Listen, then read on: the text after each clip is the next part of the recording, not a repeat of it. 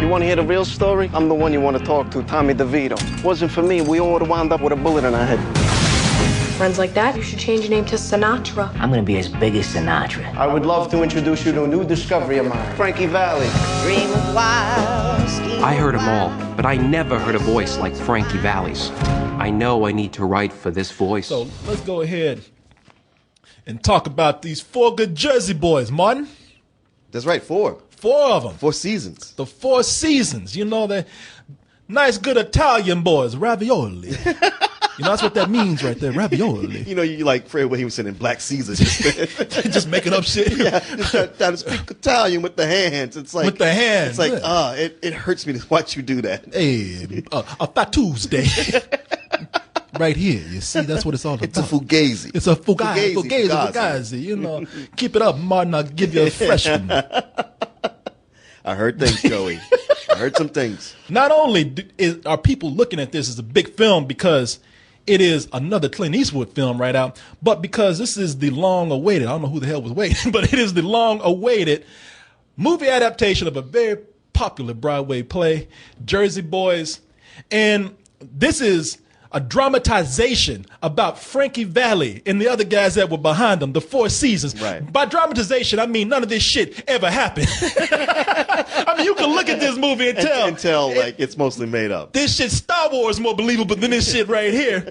But it was good enough for everybody on Broadway. Started in 2005, Martin, and it is still going strong. It is going strong on Broadway, going strong in London. And traveling shows. Man, that's right. And that's the thing, man. I haven't talked to one person who saw this show and not only like didn't like it, but everybody I talked to who saw it loved it. Some of them saw it multiple times. I would, as many times as I've been to New York, there are 2 things that they are just beating you over your fucking head to see: Wicked and Jersey Boys. You around the world, they're playing Jersey Boys. I swear, you go to a fucking poor village in India, they playing Jersey Boys somewhere. This is called Jukebox Broadway. The Jukebox Broadway, that's right. The play is so popular, and people love those actors so much that this guy right here, John Lloyd Young, this is the kid that plays Frankie Valli himself. He was in the play. That's what I figured. In as much as he's good at singing the songs. They brought a lot of people over from the stage play, like that guy right there. Yeah. And you know what? I was enjoying this movie for the first half. See, the thing that you need to know about this film, Martin, because you're going to look at it. I saw it. You going to tell me something I don't know? Let me tell you, because in the movie you said you had women talking around you, right? Oh, Jesus they wouldn't shut Christ. up. Yeah, they would not. Yeah. They wouldn't shut up. They were like, anytime words came on the screen, they narrated it. They sang while the singing was going on. Okay. See, that's the kind of movie it is. Sang out loud. That's the kind of movie it is. When it's one of those movies that's based on a popular musical, because when I went to go see Mamma Mia, yeah, I had women dancing behind me, kicking my seat. I'm not lying, man. Yeah. So you were probably distracted. So let me educate you on this film right here. Oh, okay. Now, see, a lot of people, they're going to go see this movie, man. And they're going to be thinking, wow, man, this is over the top. And see, for a movie like this, when I think over the top, I think theatrical. Right. And so for this particular film, which came straight from the stage to you, Martin, I can accept that over the top, almost caricaturist aspect of it as theatrical, because it also lends itself as a comedy in the beginning. Sure. And so I was having a good time. I was laughing. I was in, granted, these are straight up Italian stereotypes, man. Yep. This is because okay. Here's the thing: like, say you're new to the world, and you've never seen The Godfather, and you've never seen Goodfellas, and you've never watched Sopranos. This might be your first introduction to this thing, and you go like, "Oh, Italians are kind of kitschy and cute, and they're ethnic, but in a fun way." Man, there was a scene where Tommy. And Tommy DeVito, played by this guy Vincent Piazza, and you might recognize this guy from Boardwalk Empire. He comes to pick up little Frankie, who's right there, and when he comes to pick him up, what's the family eating, man? Spaghetti. God, y'all didn't even try lasagna. You know, y'all were eating straight up spaghetti, man. I didn't so much see that as a stereotype. I mean, maybe that probably was a big thing at the time. It might have been inauthentic to do anything else. Okay. But there is so much of it that's just like staged in that, like, you know, I'm surprised it wasn't directed by Chuck Jones. It's just so much of a cartoon stereotype. I mean, they got the Pope next to Frank Sinatra. Yeah. You know, everybody is working with the mob. I Yeah. mean, god damn, this is not a caricature. This is a straight up animated cartoon. There's an Italian Anti-Defamation League. And every time a movie comes out that has Italians in the mob, they're the first one going down there like, God damn it, would you stop that? Well, I tell y'all what, y'all failing because they keep doing that shit. I mean, it's if you can get through that, then that's fine. If you can handle those caricatures, that's fine. And I could. But it got to a point where when the movie started to, and by the way, it's just like a superhero movie for me. You know what I'm saying? Yeah. Because I love it's the origin story. Uh-huh. Of a not exactly the Justice League here, but it is the origin story of somewhat of a supergroup. Sure. And it might as well be a comic book because, like I said, none of this shit is real. But I love seeing that rise, and the whole time it's fun, it's frolics. You know, yeah. everybody's having a good laugh. Yeah, I mean, yeah, they're criminals, but they're fun-loving criminals.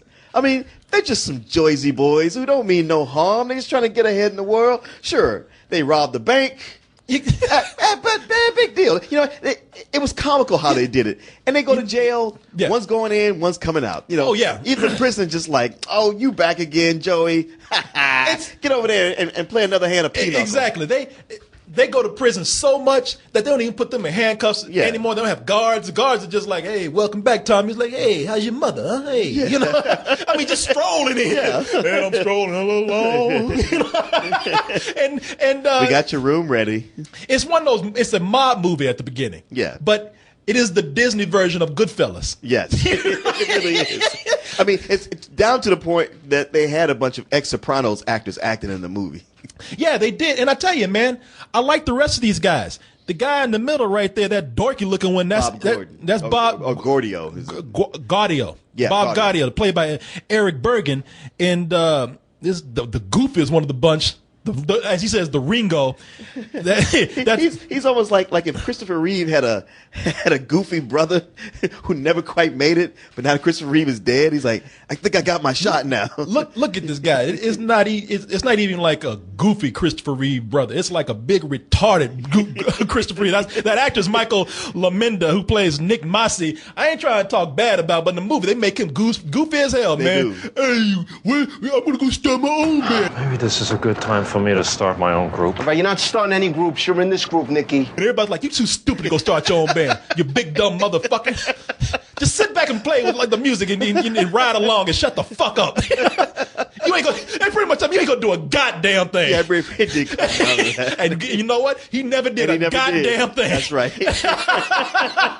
But all the actors are good. Now, I was loving that, man. Now, I knew it was a whitewashed version of a mob story. I knew it was fictional. Yeah. But it was fun. I like seeing those guys behave like Italian brothers because they did this shit. Yeah. Hey, Frankie, settle down, man. You want to smack? You know, Yeah. hey, take the car, go off, have a good time. And Piazza, was it Vincent Piazza? What's his name? You talking about the guy that plays Tommy? Yeah. What's his name? What's it? Vincent Piazza. Yeah. That guy's really good.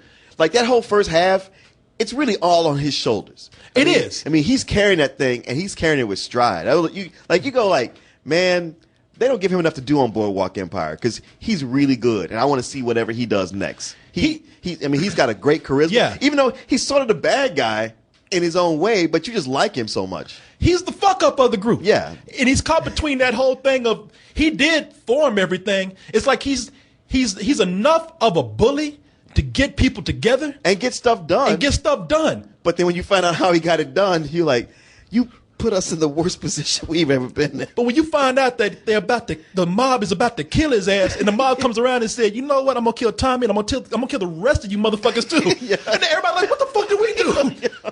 You hung with him. Right. You should have told him to pay us back. You knew that motherfucker was crooked. But the thing is, yeah, he does a lot of fucked up things to get things done, and once the wheels are in motion, everybody's already knee deep in with him. Yeah. But the deal with him being such a fuck up in the film, man, is that he brings the charisma, but he does. also brings the anger. Yeah. He also brings most of the true emotion in this movie. Yeah. And I have a clip of him right here where he's pretty much losing his shit right now. And really, when you look at the rest of the performances, which are decent and subdued, They're decent, but he's really good. this guy brings the electricity. Yeah. And I relate to this guy because you know how everybody used to say, I used to throw chairs? Oh yeah. Ain't got nothing on Tommy DeVito right here. I want Bobby to handle cash from now on. What? I want Bobby to handle cash. The fuck you say? He got that swagger, that All right, let me Joffrey explain swagger. something. When I leave this group, or they carry me out, Bob can handle whatever you want Bob to handle. Look, Frankie trying to be While tough. I'm in this group, No, he's he's not scared. going to handle a dime. You understand? Maybe we should put it to a vote. What? What was that? Maybe we should put it to a vote. Shut your dumb ass. A vote.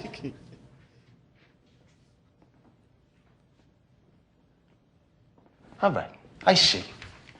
Now we got a democracy. All right. Let's put it to a vote. Should Bob handle the money, yay or nay? Huh? Huh? Well, that's my vote. Anybody else? You know what? I like the accountant. Yeah. Let me see. Let me see if I can find. He looked over like, the fuck is wrong with you, man? He ain't want no part of it. He was just sitting there. He's like, damn, I came here to do business. He even looking at him like, man, that was my mama's chair. Shit, my mama gave me that chair, man. But yeah, man, that guy. And I saw an interview with that guy. Because you see these guys, you think they like that in real life. You think that guy goes and talks to his agent like that. You give me fucking Jersey boys, you know. And they're like, shit, all right, Tommy, all right. Right. But you know what? That guy's the most subdued. Wow, that scared the shit out of you. Crying, man. Hey, man, Tommy ain't gonna hurt you, man. I got you, Sure, Martin. I'm gonna sure. protect you, man. It's just that brings back things. I'm sorry. Bring back that memory when I threw chairs, didn't you? You thought I was gonna pick up a chair right now and hit your ass with it, didn't you? But that guy he's the most subdued, nicest guy in the world, man. So when I see him in interviews, acting like he's got some fucking sense, I'm like, that even makes that performance even better. Right. But the movie took a downfall for me once they got successful. Once they got serious. I tell you, someone who's really great in the movie, and I don't know if I'll come to any clips of him at the moment. If you see him, then take a look. But Christopher Walken is really good in this film, man. And they had one great scene after they had their rise to success and their partying and everything, and it's been fun hanging out with twins and chicks and shit, you know, and they fucking around. But they have that one meeting with Christopher Walken where they said, you know what? We fucking hate each other. And at that moment, I said to myself, you know what? I kind of hate you guys too. The moment they start arguing, they get to that point where they climax, and that success has hit the tipping point. The fun is gone, man. They take the comedy is gone. The movie becomes almost like they're trying to become a serious. I won't say like a serious biopic. Yeah. No, that's too much what it was. I mean, that's the problem with this movie is that it's trying to be too many different things, and the thing it's not trying to be is what it should have been. And I'm not one to say, well, a movie should have been this. I'm like, hey, man, let it play out and be what it is. However, this is a movie based on a Broadway musical. That's what people come to see. Like, for me, it's like, hey, I was never able to get tickets to this musical, but you're making a movie of it. You know, they did it with other things like Chicago. All right, I'm ready for this. The grand staging, the musical numbers, the set pieces. And yeah, it's almost like Clint Eastwood got it, and he was like, man, a musical. I ain't doing none of that gay shit. A straightforward movie and have some songs in it, and then deet, and dot. And it's like, well, man, you just cut the legs out of this thing because you took away what was special about it. So what we get is a watered-down coming-of-age mob movie / musical story of, you know, the rise and fall. And the rise itself, it's fun, but it's not really anything groundbreaking. It was at the beginning of the movie. I said, you know something? This is cool because Clint Eastwood he's finally cooled out. Because Clint Eastwood was always walking around angry, looking like this and shit, always mad and shit. And I'm like, you know, talking to chairs. So angry, he don't even know who he's talking to anymore. And I was in the beginning of the movie, I said, man, this is cool. He's lighting it up. I like this. That's the Clint Eastwood I want to see right here. But that rise and fall of a group, that shit is old, man. It is so typical. I mean, it's very predictable. So that when you take for for me, when you take the fun out of the movie and you become all serious, not only does the movie lose its originality, but it also loses what was making it before. That great dialogue. Yeah. All that banter that they had. All the fun that they were doing. That shit shrivels up. It's like nuts in water. That shit shrivels up quick. Like you have these great moments to like really show like what the inspiration for the different songs were. And each one was just kind of treated like an aside. Like, oh, there's a sign right there. Well, we'll name the song after that. I don't know how the play plays out because, like you were saying, a lot of the Broadway play, I'm sure, goes with the sets, the lighting, the fact that you're watching these performances live, and you're amazed that they can do these songs so well. Yeah. So I don't know how it plays. Maybe all that distracts you from the fact that especially this kid John Lloyd Young, just don't look old when they try to make him old. I mean, right there, that's the older Frankie Valli right there. Yeah. He's still like he's 16. Yeah, like he getting ready to go to prom. Yeah, it's one of those where when they show him when he's 16, you're like, damn, they did a good job making him look 16. Unfortunately, even when he's 35, he looks 16. Even when he's 65, he looks 16 with an old man's wig on. Yeah, like you said, it looked like they just powdered his face. There's a moment where this guy, he's supposed to be looking like this, is sitting up there with his daughter. Daughter's about 14, 15 years old. Daughter looks older than him. You know, I'm like, who the fuck y'all trying to fool? Yeah, he's one of those where you expect her to go like, who are you to lecture me? Yeah, just because you got sideburns don't make you a man. You look like a fucking, you know what you look like? You look like Teen Wolf right now. Coming in here. And boy, at the end of this movie, oh Lord, whoever Clint Eastwood is hiring to do his old man makeup, he needs to fire that dude. At the end of Hoover, he tried to make Leonardo DiCaprio and his boyfriend try to look old. Right. And that was the worst makeup I had ever seen up until this movie. Right. Yeah. I didn't think about that. It's Eastwood every time. Yeah. Whoever his guy is, who is probably an old man himself who's been with him a long time. But it's almost like when you get to the end of it, it felt to me like they didn't even know they were going to shoot that part with them at the end. And he was like, oh, God damn it. All right, you guys get in your suits, and there's a bag of flour. Just dust yourselves with that and get up there. Just roll their faces in it. And in fact, they did it like the mob. Come here, just roll it. Yeah.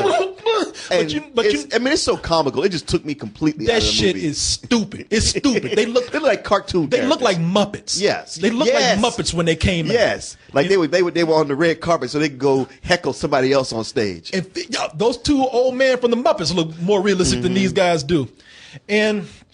And then they try to come out and to be old, just like they did in Hoover. To be old, someone got to get that shake. The old guys are back together. I mean, stop, all right? Shit, you know what you're doing when you shake? I can see the powder flying off your face when you shake like that. It's so phony. You know, a weird thing about it is this movie is, co-produced by Frankie Valli, which means that, everything had his approval.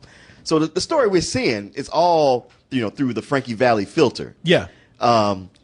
Yet his character, like I said, he's not quite the main character of the movie. No. For most of it, he's either somebody's pawn or a bitch. And even those few times he tries to act tough, like the scene we saw. Yeah. He gets shouted down and told, like, we ain't doing it your way. Tommy told him several times, I don't care how much you fold your arms, I will beat your fucking ass right now. Don't forget, we from the streets. Just because we got money now. I hate to say this, but Italians behave like niggas do when they get money. They can never get those streets out of them if they from the streets, They gonna fuck up where they got money. But yeah, man, I really did enjoy half of this film. I really did. I don't know anything about Frankie Valli, all the Four Seasons. They're one of those groups where you know all their songs. Yeah. But you might not know their history. And guess what? You won't know their history when you leave here. But it's like I said, the lighthearted part of the film works because that's the tone that they set up for it. I mean, if the movie's going to be a cartoon, adopt that lighthearted tone for it. When it gets serious, it does not translate. So for me, I was getting half a film. And even when in the second part, I didn't hate it, but I don't know. I would say this. Taking grandma out, somebody who remembers this music from back in the day, even mom, because there were some old women walking out singing this stuff. Sure. Taking them out, fine. Take them for a matinee. Be a nice date, you and your mom. Hey, Hey, take Ma out. Hey. What are you, a Mama Luke? Come Yeah, on. hey, yeah, take your mother out, huh? But for people like us, younger guys, we don't give a fuck about Frankie Valli. I'm not saying I don't give a fuck. I like the music, but really, you weren't. Save your money for the Broadway play. Rent this if you really have to. Okay, I thought we were going to have different ratings on it. Yeah, it is one of those where I go like, you know, you really should see the play itself. You save your money for that. Because for me, I don't think I didn't mind the first half, but I don't think I enjoyed it the way you did. And by him taking out all the musical, everything that made it a musical, it gave me time to sit there and think, because I actually have been a fan of Frankie Valli's music. The Four Seasons and the later stuff. When they sort of made a comeback in the 70s, all that stuff they were doing. I was hoping or happy that they even got to that.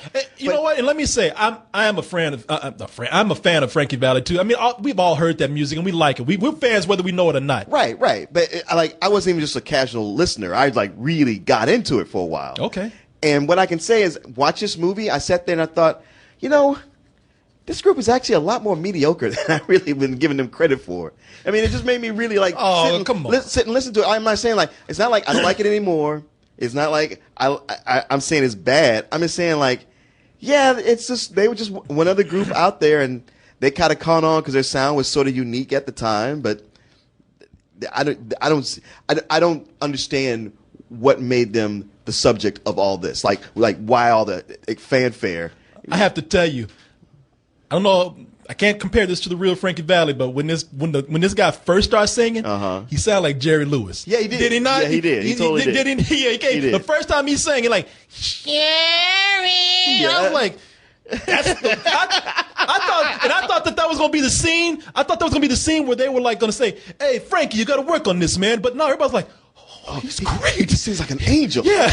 Like, Jerry, baby. I was like, okay. We would have been the only one in the club. Like, anybody hear this shit? I know, right? Are we the only one? All right. We'd have been ones there going, yeah. Hey, wait, Yeah, come on, man. Yeah, we would have been like, ah! And everybody would have been like, shh. The fucking moolies over there don't know good music when they hear it. Yeah, you like all that hippity hoppity, huh? But yeah, man. Yeah, I don't know. It for me, this movie. I'm not saying the musical, but this movie took some of the mystique of Frankie Valli Four Seasons away for me. You're more of a mediocre rental. I am a positive rental. Oh, okay. So yeah, okay, we got that. Again, then. we disagree. Yes. I wish you could Fight once just see fucking eye to eye with me, man. Just once, halfway, Martin. That's all I'm asking for. No, Company. This won't be that time. Oh, mamma mia. Martin? Yes. Oh, shit. That's the raw. I always do that. Fuck. Shit. Beat yourself up. That music is getting to me. Oh. Yeah, Martin. Tell you what we going to do right now. What we going to do? We're going to sit up here and test your knowledge with a little Jersey Boy trivia, man. No, not that. Okay, let me cut this off right here. Actually, it's not Jersey Boy trivia, Martin. Okay. Now, after this review, we have kind of described this movie version of the Broadway play as somewhat of a mediocre to okay musical. Sure. Right. Now, which goes complete Bollywood in the end credits. Don't. And it even ends with them knowing, like, okay, what the fuck are we doing? Right. It is with every actor in the movie, like looking at like, what's going on here? Yeah. I was promised that this was not going to happen. It was almost like Clint Eastwood was directing and just walked out to take a shit, and they were all dancing. They all just the shit ended before he could come back, and everybody like, is Clint coming back? Can we cut yet? God damn, man, my foot's falling asleep. But Martin, yes, I'm not gonna sleep on you right now, and I'm gonna see if you are sleeping on me, because now Hollywood has a very large history of mediocre musicals. True. And tonight we're going to test your knowledge of the mediocre and the musical. I have 5, I won't say questions, but descriptions. Okay. I'm going to describe 5 musicals that I think that we can both agree are somewhat mediocre to bad. Okay. And I want you to name that for me. All right. Okay. Well, let's see what I got. Now, Martin, I want you to know that I care about you. I didn't have any cookies today, Good. So I'm not forcing cookies on you anymore. I didn't have time to get anything healthy for you, so tonight we're just going to have a clean run. Fine. Since we're testing the stream, I didn't feel like fucking around. So, okay. All right. So There's going to be a dry trivia run. I'm going to let you take a break this week. Okay. I'm not going to stuff your food like an Italian mother. You're looking thin there, Martino. All right, Martin. Our first description here is usually a place of paradise until this movie gave it a bad name. Would that be Xanadu? Ding, ding, ding, ding, ding. Oh, my God, Martin. Look at you. You know your bullshit musicals, man. It is Xanadu. Xanadu. Yeah, Xanadu was notoriously bad. It's one of those movies where somehow they convinced Hollywood legends to come in. What was it, Gene Kelly? Gene Kelly. Gene Kelly. Hollywood legend Olivia Newton-John to be in this. You can see her there on the poster. I know she was a legend at that time. Okay, I'm bullshitting. Interestingly enough, not a bad soundtrack. No, not an ELO. Yeah. And the Tubes. Cliff Richards. The Tubes, that was an embarrassing scene in the movie. People got to see this movie. Oh, I know. That's the thing. It is the thing. Like listen. I would always listen to the album, and I loved it. And then when I finally got to saw the movie, I was like, "Wow, now, how did they do that?" And a lot of your kids are saying the Tubes. Who are they? Exactly. This movie even featured a segment by one of my favorite animators, Don Bluth. Had an animated section in this where Olivia Newton-John turns into a cartoon bird. Yeah. Makes the movie even more shitty. Now that I look at it today, I'm like, why the fuck did they do that? That's a wasted budget right there. All right, Martin. I have another one for you. All right. Let's see if you can get this one right here, my friend. You ready? Yes. Okay. 2. I styled my hair with this twice. I styled my hair with this twice. You did? Or just a general you or you specifically? I styled my hair with this twice. Would you like to see the words? I styled my hair with this twice. God damn you. I styled my hair with this twice. Oh no, Martin, it's coming, oh no. Oh, Martin, time is done. It's done, Martin. I was talking about Grease 2. Oh, okay. I for sure thought you had that, Martin. I for sure thought you had that one. You a big fan of that movie. You have it on DVD and Blu-ray and VHS. I don't either of those, but when it was on heavy rotation on HBO, I must have watched it every time it came on. So you have no excuse, Martin. I've actually never seen Grease even once. You haven't seen? But I've seen Grease 2 about 26 times. There are, what is that I hear? The scream of a million gay men saying, he what? This movie's also notorious, besides you not seeing the original but seeing this shitty sequel, the movie's also notorious for starring Michelle Pfeiffer. Oh, yeah. And this other guy that nobody knows. Oh, yeah, he was an Australian guy. I don't remember his name. Miles something. But also Adrian Zemed. T.J. Hooker's Adrian Zemed. T.J. Hooker? Yeah. He was in it. He had a big number in it. Oh, okay. All right, Martin. I have to say. He was the enemy greaser.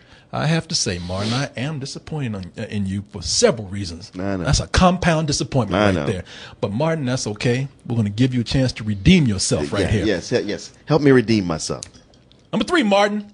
Thanks to this musical, I didn't mind getting kicked out of my apartment.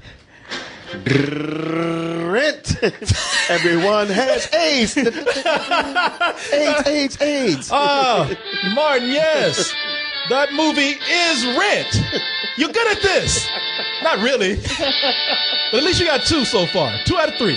2 out of 3. Even a movie named Rent, we still couldn't give it a rental rating. Did we give that some bullshit at the time? Did. I hate that movie, man. I do too. I fucking hate that film. That Why do you hate it so much? We couldn't give it a rental. The whole message of like, hey, we're artists and we shouldn't have to pay our way, and everybody who wants to make us pay to live in their buildings is evil. They should be given a free wage because we create something. I mean, you talk about a movie that was over theatrical right there. And sure, that was. We're having unprotected sex and getting sick from it. But we're Oh, artists. yeah. That's one of the few things I would say. These people think because they're gay, they get a pass. I'll be damned. I mean, you watch that movie, it'll make you start watching Fox News. That's probably when Fox News took off. Right. What's this Rent? Yeah, it's almost like Bill O'Reilly wrote this movie. Yeah, it's a terrible film, if you ask me. I know a lot of people feel obligated to like it because they love the stage play, but I don't even not see us. the stage play. All right, Martin, you have gone on the path of redemption right here. Good. Not fully redeemed. Not quite there. I get that. I get that. We got 2 more. Okay. Number 4. Sitting with these stones of years felt like an eternity. Now, I know. Where you get that? I mean, Oh my God. Martin, I was in a rush today. I had to do something. I like how you keep pulling out movie like you hate this one, but do you hate it more than this one? Yeah, but do you hate it more than this one? Yeah. Okay, so if I had a contest between do I rewatch Rent or Rock of Ages, which way do I go? Martin, you were right. The unforgettable Rock of Ages. Unforgettable because I think you guys were angry when you came out Yes, this movie, man. angry. Angry. I was the one that said, oh, you know, it wasn't that bad. And I'm gonna be upfront with everybody. I don't know what the fuck was wrong with me because I really don't know what I was fucking thinking. I just want I'm gonna call myself. I think I gave that a matinee, and that's when I earned that Captain Matinee shit for real. Because I was like, man, and y'all jumped my ass. And this is one thing where I said, you know what? It wasn't enough that y'all cussed me out. Y'all should have beat the fuck out of me. Oh, but did you go back and rewatch it or just play it back in your head? No, I rewatched some of it again. It was embarrassing. I couldn't watch it anymore. I had to turn the channel. I said, wow, man, this is embarrassing. I actually gave this, I said kind words about this shit. Yeah, you were blowing my mind. Yeah. And let me just take this time out to say, I'm sorry. Because while Jersey Boys might be a jukebox musical, Yeah. that's a straight up karaoke musical. Oh, man, when I was watching it was horrible. And I tell you, I watched long enough to catch that scene with Alec Baldwin. Yeah. And Russell Brand. Russell Brand. And even Alec Baldwin came out and he said, that's one of the most embarrassing things I've done in my career.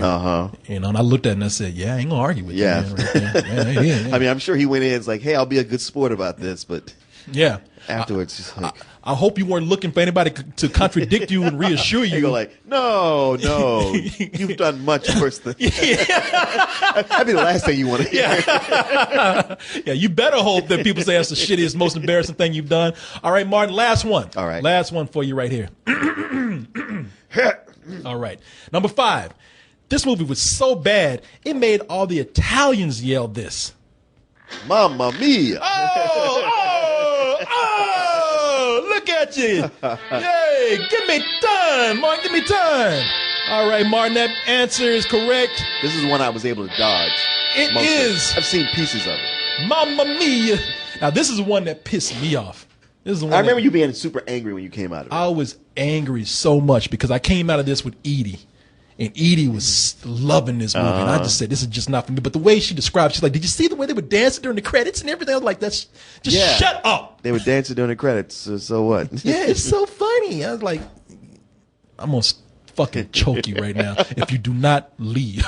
And she kept talking. I said, do not. Because this is when we were doing the show with her. I said, go home. Do not fucking call me for a week after this until we have to actually do a review of this. And by the way, You're fired. yeah.